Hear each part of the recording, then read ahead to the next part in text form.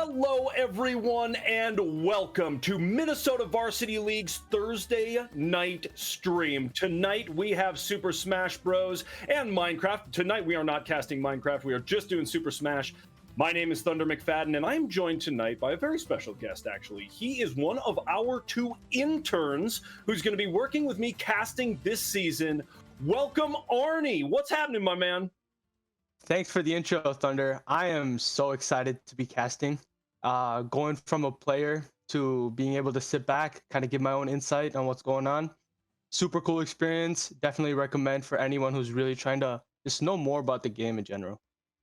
Awesome. And you know a lot about the game. You know, as you and I have discussed, this is your main game. Obviously, as we were watching you last season, we called you the People's Champ, right? That was our ongoing thing because we saw you make some really incredible moves. We saw you take down some opponents that were ranked in the tournament a lot higher than you. It was really exciting stuff.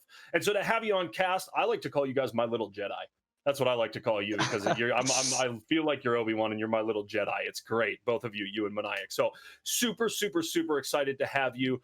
Explain to me a little, Arnie, about how you got into Super Smash Ultimate and a couple of maybe your favorite character to play.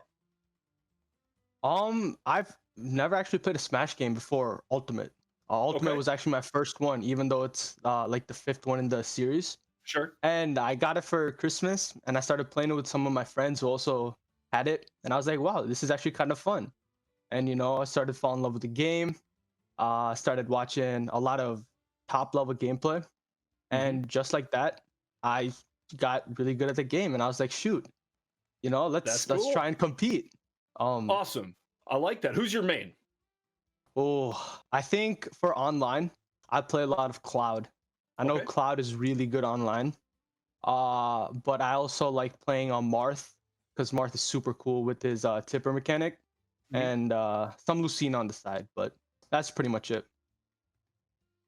Awesome. Very cool. Well, again, Arnie, super excited to have you here. Happy that you have joined our apprentice program in this what we're doing here at MNVL with you and with Maniac. Getting you guys involved, it's super exciting stuff. You know, it's an opportunity for you to get in front of the camera, join me, and just have a good time. We love doing these streams. We love them. We're going to get into our matchups here just shortly.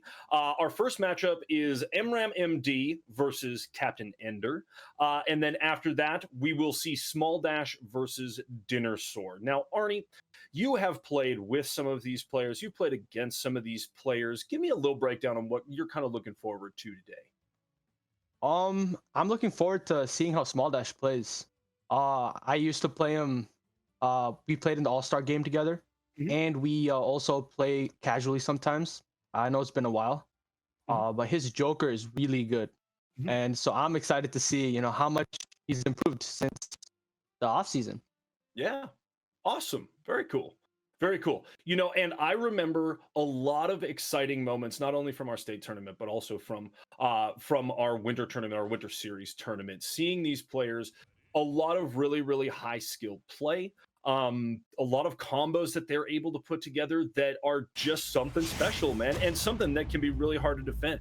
So we have got Wii Fit Trainer going up against Isabel. Tell me, I know Isabel is kind of a slow character, a little bit rangy, but Wii Fit Trainer, what are we seeing here, Arnie, in this matchup?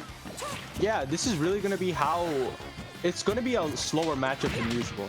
Wii Fit's going to like to go to the side of the stage, hit the soccer ball around. Okay. MRAM's playing extremely aggressive for an Isabel. Yeah, it really is. MRAM getting in there, using the shield, trying to parry, not quite. But as we saw, you're right. We have seen a lot of really rangy play, and now MRAM really getting in there. Oh, Captain Ender tried. He was trying to follow up with the Nair. Wii Fit can do a couple Nair strings. It's a really good combo. Oh, he gets caught by the rocket though. Oh. MRAM's doing a really good job of controlling the stage right now. Just as I say that, Captain Ender gets stage control. Yep, absolutely. And that, that's the thing about Smash. It does happen that quickly, right? We see the percentages rising for MRAM here, and they're actually about neck and neck, to be completely honest. Captain Ender and MRAM, it's interesting how we started the stream talking about how these are two very rangy characters to play, but they're getting into it like they're playing the heavy characters, Some of these kind of Bowsers, the Bash, the real aggressive players. As they're kind of evening out here. Nice. MRAM gets it with the up smash. That was really good from MRAM. He saw that Captain Ender, he saw him trying to land in that direction a lot, so was able to capitalize and go for the up smash right when he landed. It was really good play from MRAM. That was huge. And the percentage that Captain Ender was sitting at, it does take a stock, putting MRAM up 3 stocks to 2, really controlling this stage. As we talked about before, look at MRAM go. The assault, the aerial assault, and the projectiles, both of them landing, making things happen, trying desperately to control the middle of this stage, and MRAM just coming out on top, getting Captain Ender across. Oh, man. Look at these two go, Arnie. This is so aggressive. This is extremely aggressive play. This is not something you'd really expect from a Wii Fit or an Isabelle either. And the forward air takes it. That was really good forward air by Captain Ender. MRAM does have a lead though. Yep, MRAM's sitting there at about, I think it was 150+%. So obviously getting that stock, very nice on Captain Ender. But Captain Ender at this point has got to try to retake control of this stage and mitigate some of this. Both of these two, it's crazy the way that they're, another stock for MRAM, huge! Wow, now his definitely taking control of this matchup. That was powerful. Yeah. Now MRAM's got over a stock lead, and he's just piling on the extra credit. It's going to be interesting to see how Captain Ender can really try and make a comeback out of this. What do you think the move is, Arnie? What do you think the move is for Captain Ender here with 1 stock left and already 50%? I think Captain Ender actually might want to slow down his gameplay just a little bit. I think MRAM's playing a super aggressive Isabelle, but he's also, I think Captain Ender should try forcing MRAM into a bit of a campy game style. I think that, oh wow, no way. Boom! That was really good reaction time. So what MRAM did right there, he absorbed the projectile and then was able to just reflect it right back. That was really good gameplay. So huge right there out of MRAM. And here we go. Here's a highlight. I think this is that last stock. As we see him coming in, MRAM on the chase, like being super aggressive. Yeah. I mean, as soon as I saw him pocket the sunshine, the beam of energy, I didn't think he was gonna do it right away. So crazy, dude. It caught me off surprise. Yeah. So tell me, Arnie, you obviously being definitely the expert of the two of us when it comes to Super Smash, again, we talked about it very briefly at the end. What does Captain Ender have to do? Do you think it's a change of character, or do you think that it's, I know we talked about slowing down the gameplay, but isn't that really difficult to do when you've got an Isabelle that's that in your face? Yeah, actually, especially with the way MRAM was playing and just the way he was controlling the stage. He was using the Lloyd. So what you can do with the Lloyd is you can bury it into the ground, and it actually occupies a certain area, and so it makes his when he tries to come through, it's super predictable actually, because he can't approach from the ground since the rocket's on the ground, and so he has to come through the air, and it makes it super simple to try and intercept him. And I think what Captain Ender should do is try and play a character with more mix-up, a character that can play really well in the air and on the ground, and a character that's actually faster than Isabelle, so he's able to slow down. Or catch up, excuse me. Well, and I think you're totally right. What we saw, MRAM going with the Isabelle again, Captain Ender Duck Hunt going with is a very interesting pick. Yeah. You don't see Duck Hunt players a lot. Definitely one of the more underused characters in Smash. So what is going to give him an advantage here with that Duck Hunt character? So Duck Hunt's going to be able to zone really well, especially with his specials. And Duck Hunt actually has pretty decent aerials. So it's actually going to be really interesting to see. Yeah, We see him we're land seeing a it right projectile away. right there. Yeah, huge. And making nice use of the space. I think Captain Ender trying to take control of that space. We keep talking about how MRAM is playing this Isabel, this rangy character, like just with brute force coming in here. Yeah, absolutely. Trying to play it like a muscly character. Absolutely insane. These two keeping it very, very even. And we saw this in the first round. We saw this in the first matchup. The percentages climbing together through this first stock. And I think Captain Ender making the right move, taking some stage control here, using that shield, trying to parry there. Ooh, misses a projectile, but that's all right. Sends a TNT out of the land. No, not quite. It's going to be really interesting to see how Captain Ender is going to get the kill. Because Duck Hunt isn't a character with a lot of kill power. Or certainly not as much as Isabel. So what do you think the move is? Oh, he SD. Unfortunate. Down. No, just missed the ledge. So sad and unfortunate because Captain Ender was really putting together a great run and keeping it neck and neck. Yeah, it was MRAM. really even before he SD'd.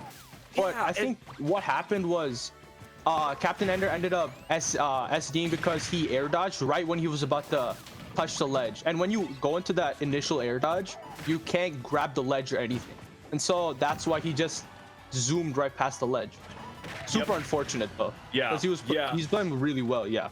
Absolutely, and keeping with it. I think right now, as he mitigates, goes for an up smash there and trying to control the stage, using the projectiles very effectively. I'm seeing a whole lot more of that out of Captain Ender as he's trying to. Oh, and he gets the kill. Yes, there it is. There is that stock that he needed desperately huge, but MRAM right back at it. That Says, was a no, really no, good this is my pickup. stage. It takes a stock.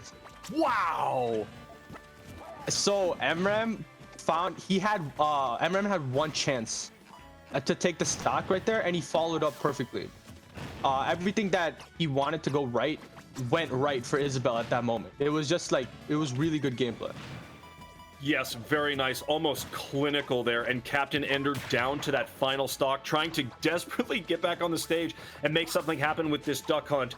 Playing a little bit better than last time, but honestly, MRAM just seeming so comfortable using the Isabel in a way that is not typical, right? Being super aggressive. And there it is, the final stock. Oh, just bullying Captain Ender off the stage. Right off the stage. I did not think he was gonna go for that. Wow. Absolutely insane. MRAM's a crazy player, man. That is nuts. We're gonna go ahead and look at this right here. Give us a breakdown on this, Arnie, because this was super impressive. Yeah, so Captain Ender was just getting pushed around all over the stage. He couldn't really recover, and as soon as off the stage one more time, he goes for a side smash right at the edge. And because he was so close, because Captain Ender was super close to the blast zone, it killed. It was Takes him out. Everything that could have gone correct went right for him. It was really good. So good. Awesome. Hey, big ups. Big ups to MRAM MD because absolutely taking control in this matchup right here, up 2-0. And this, folks, is a best of 5. We're talking BO5 right here. So the next win for MRAM takes the matchup. However, if we see Captain Ender take control of the stage, like we've seen a couple of times in the early parts of these matchups, if Captain Ender can find the right character and the right positioning to maintain control of that stage, I think Captain Ender has a fighting chance. But at this point, it's all MRAM right now. MRAM is really doing some stellar stuff. You see landing the combos, and like you said it, I think, best. Everything going right for MRAM. It's not like everything is going wrong for Captain Ender. It is, though, like everything is going right, just like you said. Fantastic. So we're getting into it. This is round number 3. Number 3. In my opinion, this is a perfect switch. I've played this matchup a lot, Cloud versus Isabel. And we talked about Cloud pre-match. Yeah, I mean, I love him. Cloud is really good. He's a really fast character, and he has a really big sword. So it's going to be interesting to see how Captain Ender closes space. He's doing it right away. Wow. That was a really good string. Huge, huge, and laying down some early percentage. Really, I mean, that is what we have to see. But Isabel, look at MRAM moving, taking that fishing rod and just making it happen. Trying to get an up smash here. Oh, and there it is. But Captain Ender comes back down. He goes for the limit blade beam. I think Captain Ender should have held on to it just a little longer. The thing with when Cloud gets limit, he actually gets faster on the ground and in the air. So it's not, you don't want to use it right away, because if you use it right away, you lose that threat, you lose that potential of always having it. So even if you don't end up using it, it's more of a mind game, really, of when you're gonna use it. Wow, that was perfect. Oh, Catching look the at jump that. with the up smash. Taking the first stock. That's a huge up smash, just like you said, Arnie. And now all of a sudden, MRAM down at the disadvantage for the first time today. This is huge. This is exactly Cloud doesn't have a jump. Oh, no! Captain Ender should have tried to charge his limit right there. Charging limit. Captain Ender is super close to getting a limit break. If he had limit, I think Cloud would have been able to recover. Oof, and now just like that, that's just how fast things happen in SSBU. And we are even up again, 2 stocks apiece. We're looking at Captain Ender laying down some damage. Whiff. Oh, but it comes right back. Look at that. This Isabel play is so crazy. Playing this Isabel like a Bowser for real. This is nuts. Oh, Captain Ender ended up using his limit break. Unfortunately, that was a big side smash though. That's huge. Oh, but MRAM gets back to the stage. Wow, nice recovery out of MRAM there as he tries to move back to the middle of the stage, tries to get some sort of up smash, some sort of aerial move to get Captain Ender out and away here. One thing that's really interesting about Isabel's pocket is that it has invincibility frames on. Oh my, that's really bad for Captain Ender.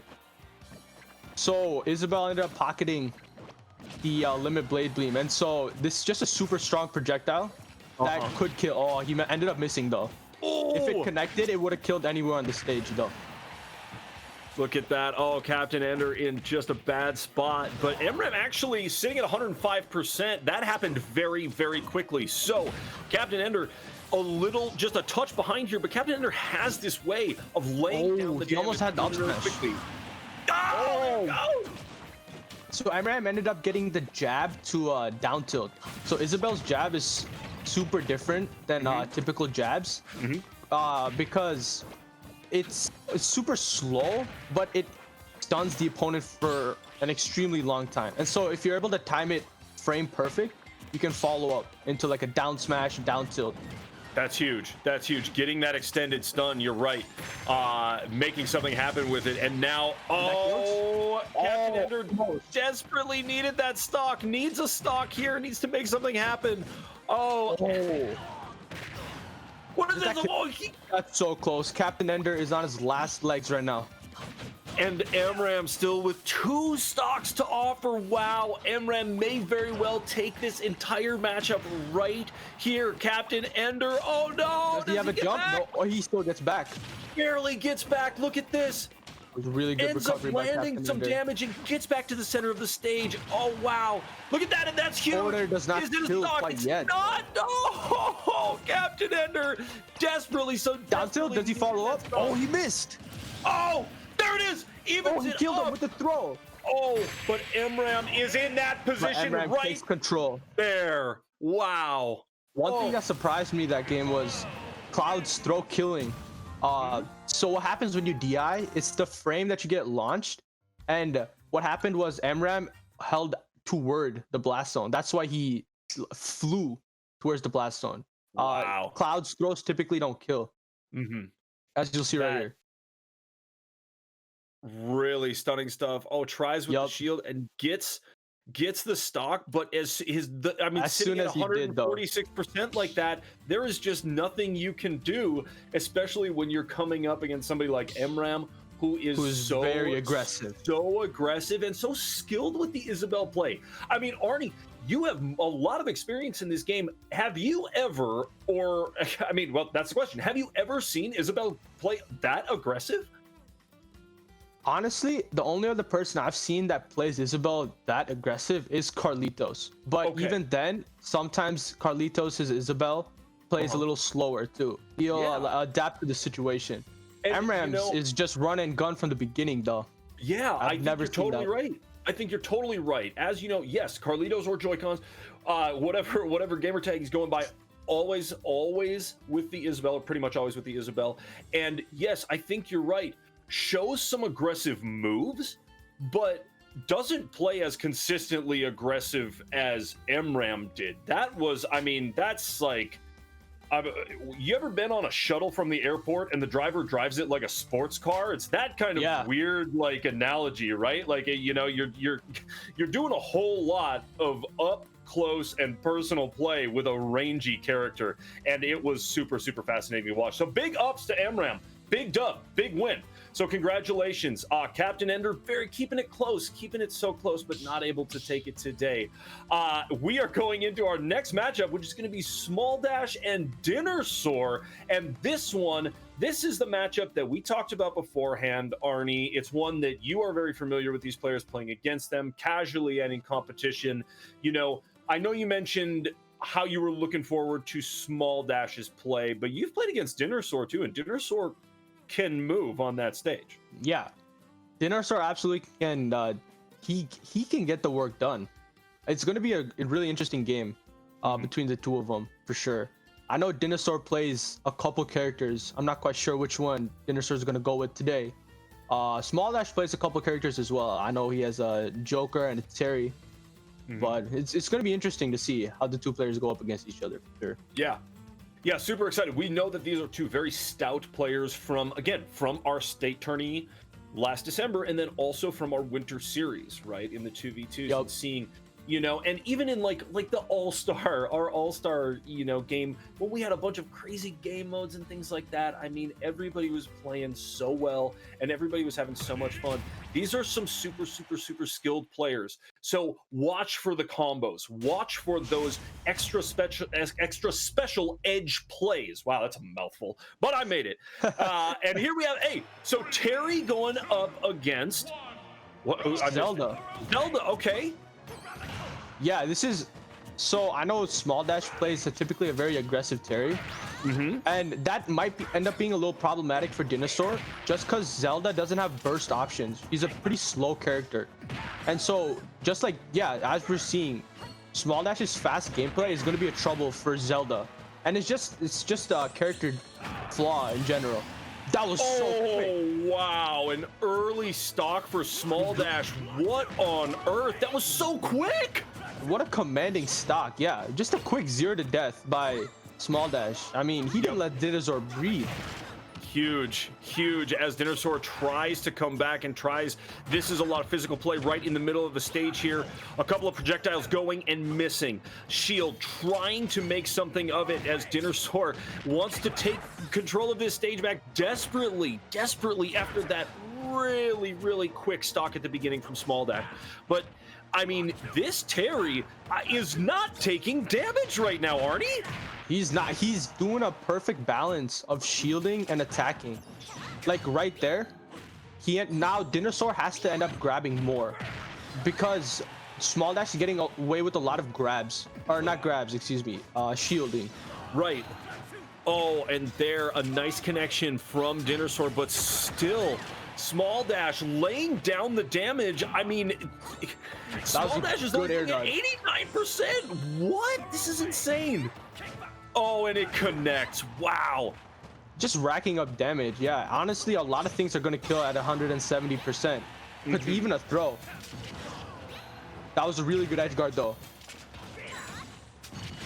Yeah, this is massive. That was a really good sequence by Dinnersaur of ledge trapping Small Dash. And needed to do it to get back into this. And the throw kills. Wow. Huge. Wow, at 172%. Small Dash was just waiting for that moment, waiting for that perfect throw or that perfect smash that will get the stock. And now Dinnersaur, this is exactly how the entire matchup has been going so far. Small Dash just seeming a step ahead. Wow, wow. Almost takes Dinnersaur out there. Dinosaur just doesn't have time to set up. You can see Zelda going for a lot of phantoms, but Small Dash is just able to shield and then do Terry's side B, which is extremely fast and powerful as well.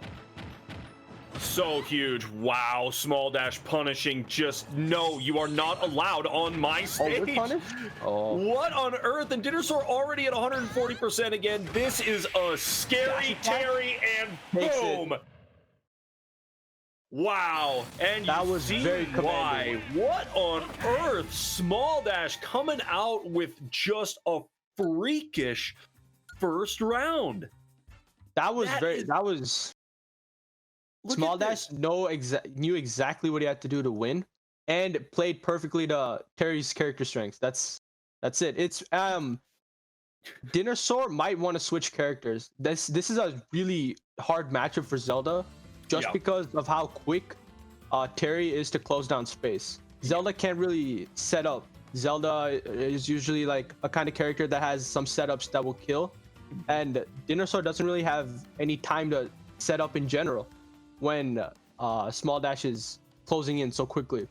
Yeah. I mean, super aggressive play out of Small Dash, and we saw it from the get-go. I do not foresee a character change for Small Dash. I don't know why you would. We saw in that highlight of the last stock right there, as you were talking, Arnie, we talked about it in game.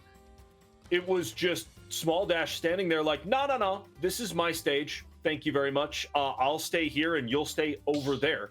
And it just, all of those sequences, all of those combos from shield to jab, from shield to every single thing just kept landing, and it put Dinosaur in a position where it was just like, what do I do now?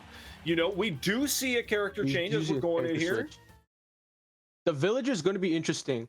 Dinosaur is definitely going to be trying to maybe get some nair strings going.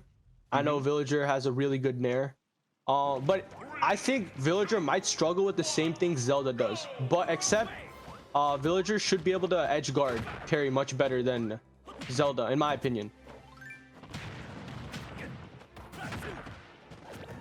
Laying down some initial damage here and both of them trying to gain control of this stage. Small Dash uncharacteristically has more damage at this point than Dinosaur, so Dinosaur maybe the right move in moving to Villager as these two duke it out in the middle of the stage. Oh wow, Small Dash is converting or having really good conversions.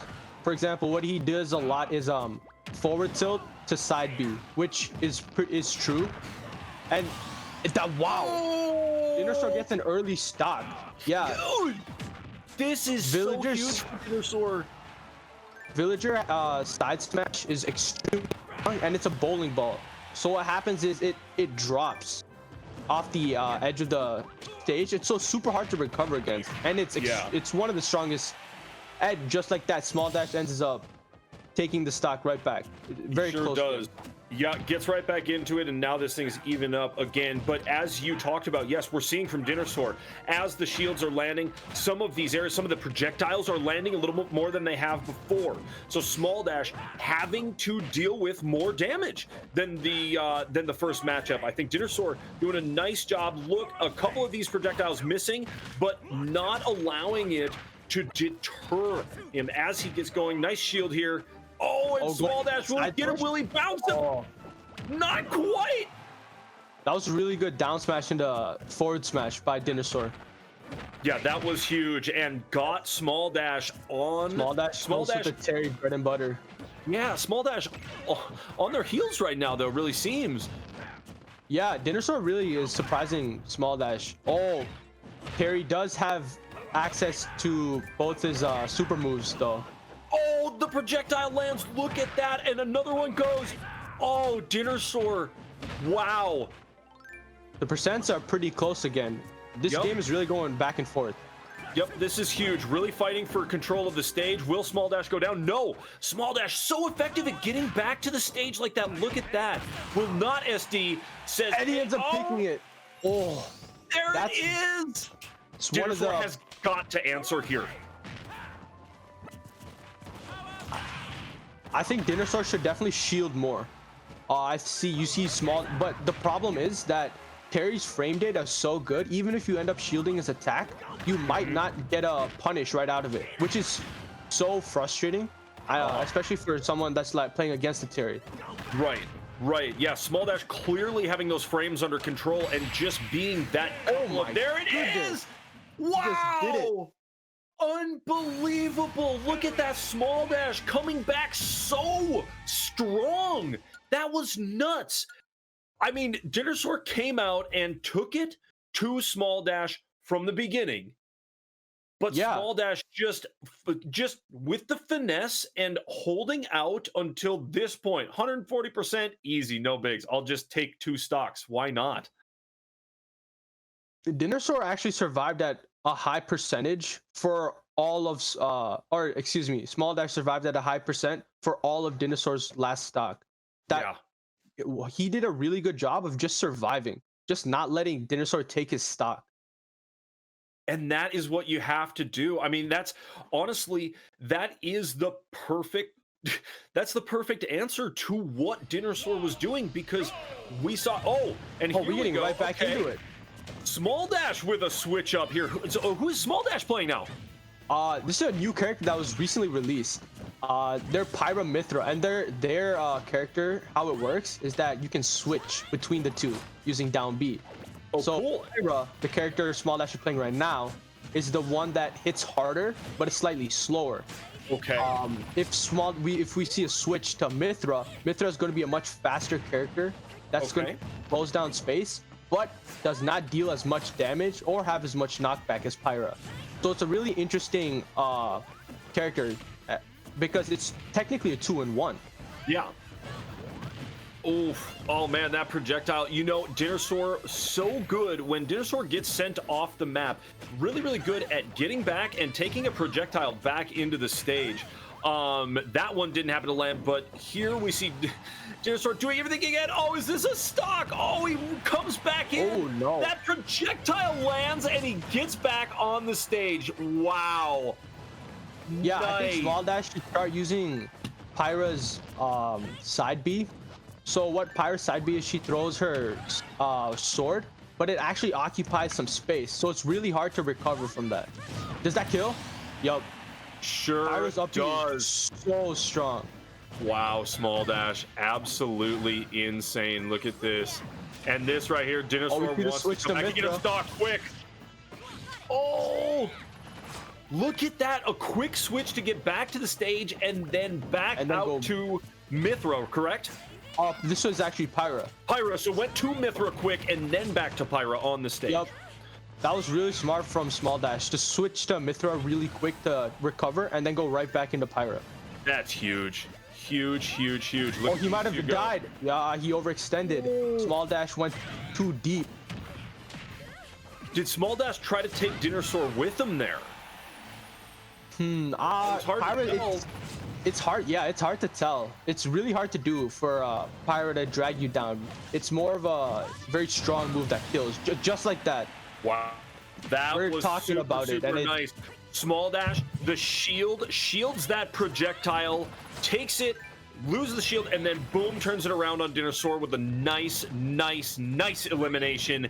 That is the skilled and technical play we've seen from Small Dash all day. Absolutely been insane. Look at this.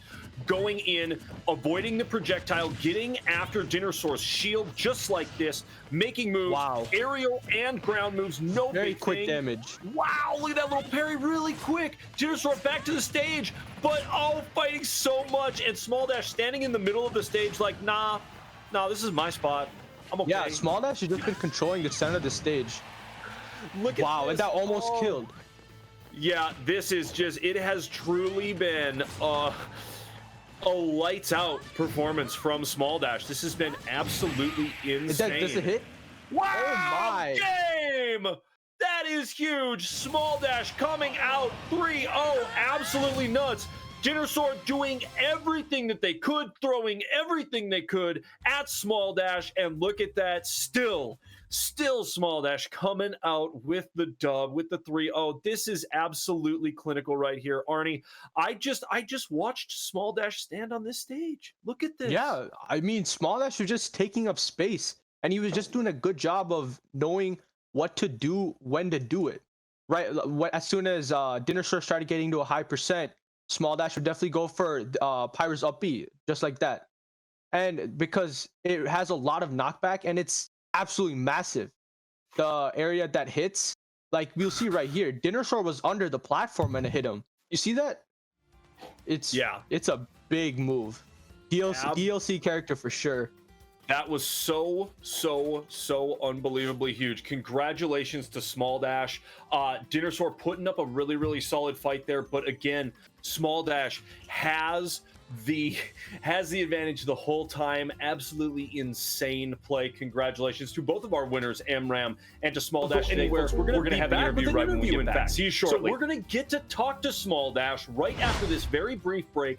Stay with us. We're going to interview Small Dash when we get back, and then we'll be on our way. But guys, don't go anywhere. We're going to have the interview right when we get back. See you shortly.